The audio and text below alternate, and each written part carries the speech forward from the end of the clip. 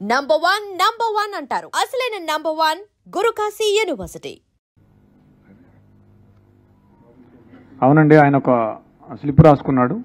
ఆ స్లిప్లో ఏంటంటే ఫస్ట్ ఒక గ్యాసు ప్లస్ టేబుల్ ఎట్లా రెడీ చేసుకోవాలి, తర్వాత లాకు, ఆ గ్యాస్ను ఉపయోగించి లాక్ ఎట్లా ఓపెన్ చేయాలి, తర్వాత మనీ ఎట్లా తీసుకోవాలి, మళ్ళీ ఆ గ్యాస్ ఆన్ చేసి ఆ లాక్ చేసి ఎట్లా బయటపడాలి అని చెప్పేసి రాసుకొని లాస్ట్లో మిషన్ డన్ అని రాసుకున్నాడు. అంటే అది ఎప్పుడు రాసుకున్నాం అంటే కొద్దిగా ముందే, అంటే ఒక 1 month బ్యాక్ రాసుకున్నాం అని చెప్తున్నాడు. అంటే ఆయనకి ముందే ఆ థాట్స్ ఉన్నాయని మనకు అర్థమవుతా ఉంది. బ్యాట్ దొంగతనం కోసం వెళ్ళాడు. లేదు, మనం ఎన్నిసార్లు అడిగినా మనీ గురించి చెప్పడం లేదు. నాకు ఆ బ్యాట్ యాక్చువల్గా ఏంటంటే డిసీజ్డ్ వాళ్ళ తమ్ముడు 6 years ఉంటాయి, ఈయన కలిసి క్రికెట్ ఆడేవాళ్ళు. ఆ బ్యాట్ ఈయనకి బాగా నచ్చింది, స్ట్రోక్ బాగా ఉంది, నాకు బాగా నచ్చింది, నాకు ఇవ్వు నేను కూడా ఆడతా అంటే ఇచ్చేవాడు కదా పిల్లవాడు. సో దాంతో నేను ఎట్లయినా దాన్ని సొంతం చేసుకోవాలనే ఆలోచనతో 2-3 daysగా ప్లాన్ చేస్తున్నాను చెప్పాడు దానికోసం.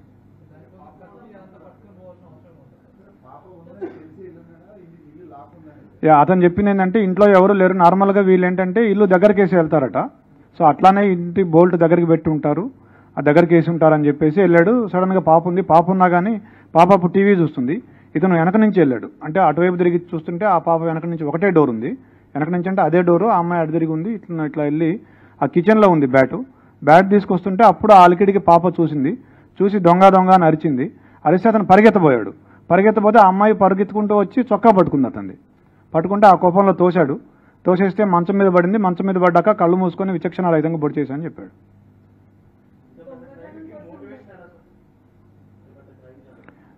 అతనికి బేసిక్గా ఈ ఓటీటీల్లో యూట్యూబ్లో ఈ క్రైమ్ థ్రిల్లర్స్, సస్పెన్స్ మిస్టరీలు చూసే అలవాటు బాగా ఎక్కువగా, దాదాపుగా ఒక 5-6 సంవత్సరాల నుంచి అదే పనిలో ఉన్నాడు. స్కూల్ కూడా ఎక్కువ వెళ్ళేవాడు కాదు, ఎప్పుడు ఏదో ఒక తన ఆలోచనలో తనుండి ఇలా ఊహించుకుంటూ ఉండేవాడు. అతనికి స్కూలు ఎగ్గొట్టే అలవాటు ఉండేది. స్కూల్కి వెళ్లకుండా క్రికెట్ ఆడుకోవడం, ఈ ఓటీటీ చూడడం, యూట్యూబ్ చూడడం, ఈ మిస్టరీస్ చూడడం అలవాటు ఉండేది అతనికి. అతను ఎవరైనా చూస్తే వాళ్ళని బెదిరించి రావడం, తర్వాత దాడి చేయటం, ఈ 2 ఉద్దేశాలతో కత్తి తీసుకుపోయినాడు.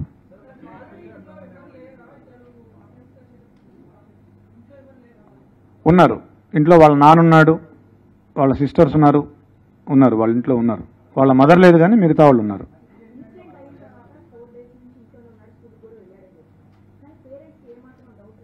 ఎస్, పేరెంట్స్ వాళ్ళ మదరు, నిన్న మనం వాళ్ళ మదర్తో మాట్లాడినప్పుడు అనింది, ఫస్ట్ రోజే పోలీసులు ఈ హడావిడి అంతా చేసి నేను అడిగాను మా అబ్బాయిని, ఏరా నువ్వేమైనా చేసావని అడిగాను, ఒప్పుకోలేదు. 2వ రోజు కూడా అడిగితే ఏమ్మా నువ్వే నన్ను పట్టించేటట్టున్నావే అని అన్నాడు, నీ మీద ఒకటి అన్నాడని చెప్పింది వాళ్ళ మదర్. పోలీసుల్ని ఆ రోజు మేము ఫస్ట్ రోజే అతన్ని క్వశ్చన్ చేసాం, ఎందుకంటే రెండింటికి జస్ట్ 2 అడుగుల దూరం ఉంటుంది, ఆ ఇంటికి ఈ ఇంటికి పిట్టగోడకి. మేము క్వశ్చన్ చేసాం ఆ ఇంట్లో ఉన్న వాళ్ళని, 3rd 4th ఫ్లోర్లో, వీళ్ళు 4th ఫ్లోర్లో ఉంటారు, 3rd ఫ్లోర్ నుంచి వెళ్ళొచ్చు. పోలీసులకి మాకేం చెప్పారంటే ఆ రోజు నాకు 10:15 ఆ టయానికి డాడీ అని గట్టిగా అరుపులు వినిపించాయి అని చెప్పాడు.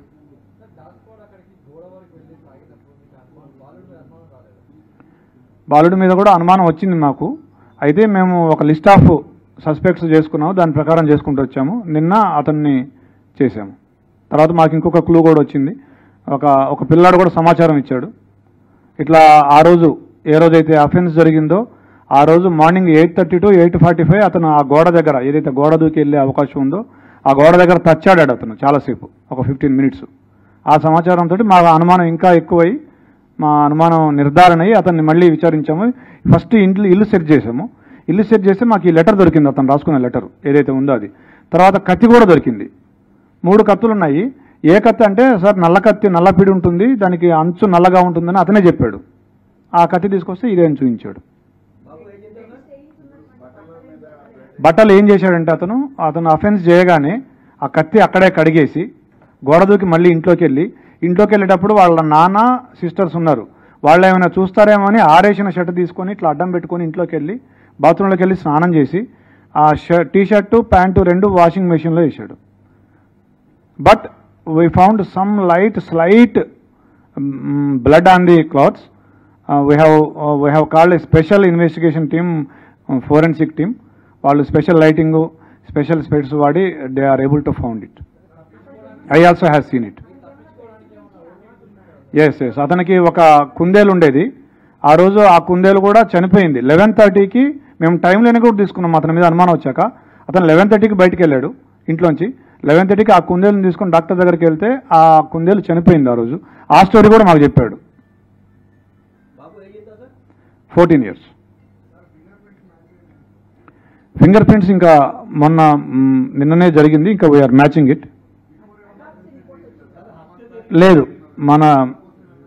మనకున్న సమాచారం మేరకు ఇంతవరకైతే ఏం లేదు. బట్ వాళ్ళ మదర్ చెప్పిన ఒక విషయం ఏంటంటే అతను 2 months బ్యాక్ అతని దగ్గరికి ఒక ఫోన్ వచ్చింది, cell phone.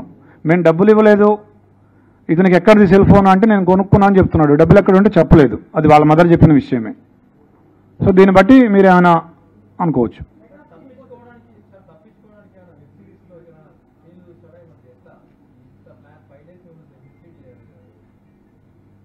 Five days mislead చేయడం అంటే ఫస్ట్ డే మిస్లీడ్ చేశాడు. మనం హ్యూమనిటీ మనకి ఇప్పటివరకు టెక్ రాలేదు కాబట్టి మనం అందరిని విచారించుకుంటూ వచ్చే క్రమంలో. So basically it's a very typical case wear మీకు లిమిటెడ్ సస్పెక్ట్స్ ఉన్నారు. బికాజ్ ఆ ఇల్లుకి ఒకే కెమెరా దాని ఆపోజిట్ ఉంది, దాంట్లో ఎవరు వెళ్ళినట్టు కానీ బయటకు వచ్చినట్టు ఆ టైంలో లేదు. So we had very limited number of suspects. Motive ఏం ప్రైమా ఫేసి ఏం మోటివ్ కనపడలేదు. సో ఈ idea that somebody side building నుంచి దూకి రావచ్చు అని అది కూడా ఫస్ట్ డే వచ్చింది. బట్ ఇలాంటి కేసెస్లో వేర్ మోటివ్ ఎక్కడ క్లియర్గా ఏం కనపడటం లేదు. అండ్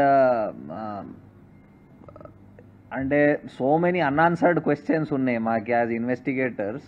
ఆ టీం అందరికీ చాలా అన్ఆన్సర్డ్ క్వశ్చన్, ఇదెందుకు జరగాలి అని ఉండేది. సో ఒక వే ఆఫ్ రూలింగ్ అవుట్ చేస్తూ పోవాలి పాసిబిలిటీ, ఇది కాకపోవచ్చు అని రూలింగ్ అవుట్ చేస్తూ వెళ్ళారు.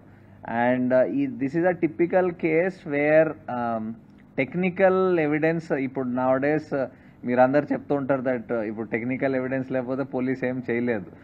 ఇది typical case where there was no technical evidence except the fact that ఆ ఇల్లుకి ఎవరు వెళ్ళలేదు, అది తప్ప ఇంకేం టెక్నికల్ ఎవిడెన్స్ లేదు. So it was very painstaking regular detective work అంటాం కదా, ఇన్వెస్టిగేషన్ వర్క్. అదే repeated same thing going over at the same thing again and again చేసి అది బ్రేక్ త్రూ వచ్చింది.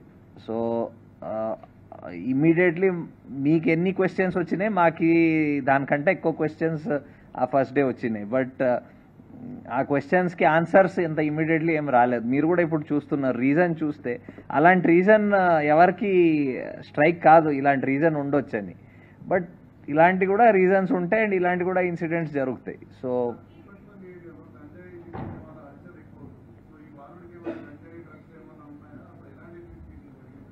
లేదండి, ఆ యాంగిల్ వెరిఫై చేసాము, అట్లాంటిది ఏమీ లేదు.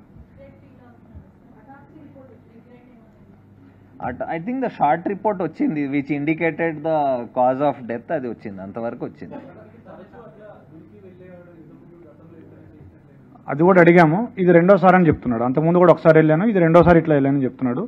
ఈ డిసీజ్డ్ తమ్ముడు ఎవరైతే ఉన్నారో సద్విన్ ఆ పిల్లాడు, అతను కూడా అడిగాము, అతను కూడా ఏం చెప్పట్లేదు మనకు.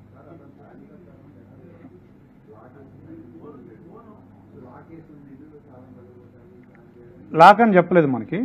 నార్మల్గా వీళ్ళు ఇది వేరే, ఆ లెటర్ ఈ దీనికి సంబంధించింది కాదు. ఆ అమ్మాయి చూడదు, ఆ బ్యాట్ తీసుకొని వెళ్ళిపోదాం అనుకున్నాడు అతను. ఆ అమ్మాయి ఇంకా చూడదు, ఆ బ్యాట్ తీసుకొని పరిగెత్తుకొని వెళ్ళిపోవచ్చు అనుకున్నాడు.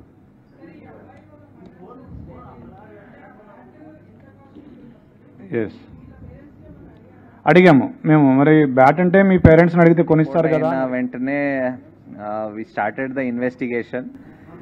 బట్ ఒక 3 days వరకు మనకి ఉన్న అవైలబుల్ క్లూస్, ఉన్న వాట్ ఎవర్ టెక్నికల్ ఎవిడెన్స్, దాని ద్వారా మనకేం బ్రేక్ త్రూ రాలేకపోయింది. సో ద ఇన్వెస్టిగేషన్ మళ్ళీ రైట్ ఫ్రమ్ బిగినింగ్ చేస్తూ ఉంటూ వెళ్ళాం. ఏమైనా క్లూస్ వీఆర్ మిస్సింగ్ అవుట్ అది చూస్తూ ఉంటూ వెళ్తే నిన్న we got a breakthrough in that case. And ఆ కేసులో ఒక నేబరింగ్ ఇల్లులో ఉన్న ఒక 14-year-old అబ్బాయి, he was found to have committed ఆ మర్డర్ని. బేసికలీ ఆయన ఏం చేశాడంటే వాళ్ళ ఇల్లు దగ్గర దగ్గర ఉంటుంది.